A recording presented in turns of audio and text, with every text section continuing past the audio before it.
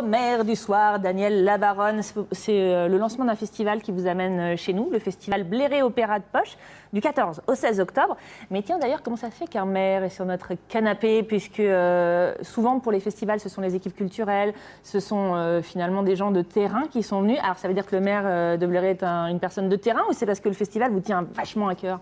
Bien les deux. Ouais, les deux, mon capitaine. À vrai dire, à Bléré, nous avons une tradition culturelle très très forte. Ouais, c'est vrai, on en parle souvent de Bléré dans cette émission.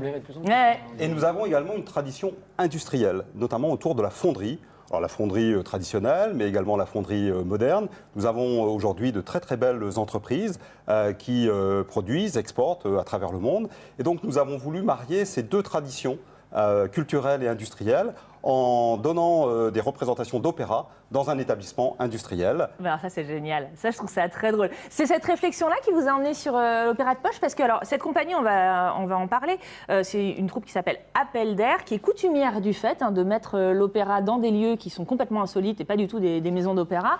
C'est ça qui vous a emmené vers eux? Alors, je connais cette troupe depuis une dizaine d'années. D'accord.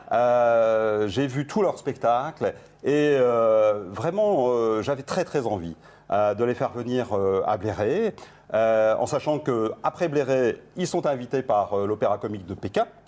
Excusez du peu. Donc nous avons affaire à de très très grands professionnels, mais qui ont une vision de l'opéra qui est une vision, je trouve, très moderne et très, très sympathique. C'est-à-dire voilà, de l'opéra populaire, joyeux, distrayant, avec des formats courts, des pièces de musique. Oui, maxi 1h30, hein, c'est ça. Oui, c'est ça, 1h15, 1h30. C'est pas du tout guindé. Et voilà, ça casse les codes de l'opéra traditionnel, guindé, élitiste. Ne vous pointez pas en robe du soir et en bijouté dans la fonderie de Bléré, parce que vous serez à côté de la plaque. Il y a des photos sympas. Oui, ça peut être pas mal, un peu prix de Diane comme ça. Bon, il y a 3 spectacles au programme de cette compagnie Appel d'air. Eux, ils ont créé ce format. Alors, je crois qu'ils ont été à Moulins en Auvergne à la base. Ensuite, il y a eu la Trinité-sur-Mer en Bretagne. Et puis donc Bléré, à présent, on les découvre. Ici, on a un extrait de Carmen. Regardez.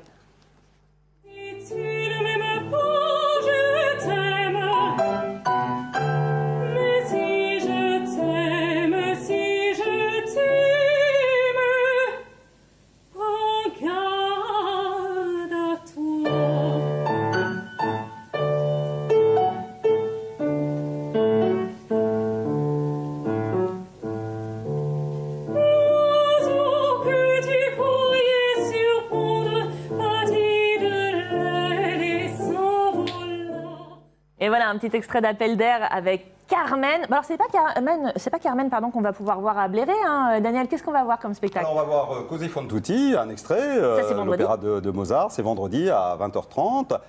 Nous verrons ensuite Rita. C'est une adaptation, parce que ça, c'est pas les costumes d'époque. Hein, non, pas vraiment. Rita ou le mari battu. De Denzotti. Et puis dimanche, nous verrons Pimpinon ou la soubrette avisée. Ou la sourette avisée, c'était tout un programme. Là encore, c'est pas les costumes d'époque, hein, vous pouvez remarquer. Alors, on se posait la question, Béatrice l'a posée lors de l'extrait, effectivement, on peut venir avec les enfants. Alors, oui. double idée d'ailleurs pour venir avec les enfants, c'est que d'abord, principalement, Rita et Pimpinon, ça c'est samedi et dimanche, sont recommandés pour les enfants. Là, Absolument. vraiment, on est sur des spectacles accessibles, mais aussi parce que vous avez une politique d'accessibilité financière, on va dire. Absolument. Là aussi, nous voulons casser les codes.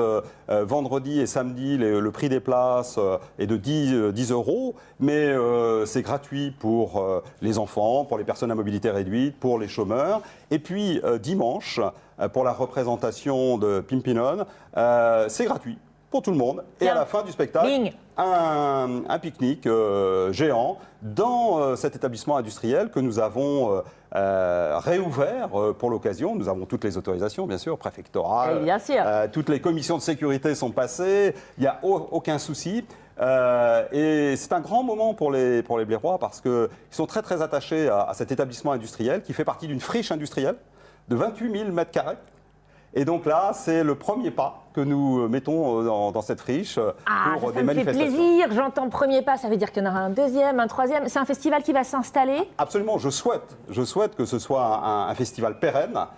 C'est la première édition cette année, mais je ne doute pas que, compte tenu du succès que cela va avoir, nous aurons d'autres épisodes. En tous les cas, c'est mon souhait le plus cher. Eh ben, très bien, vous savez ce qu'il vous reste à faire. Allez-y, maintenant, chers amis tourangeaux. Merci Daniel d'avoir été avec nous. Bléré Opéra de Poche, la première édition du festival qui va durer pendant 50 ans. C'est du 14 au 16 octobre, www.opéradepoche.fr pour y aller, et puis aussi bien sûr sur le site de la ville de Bléré. Allez, tout de suite, on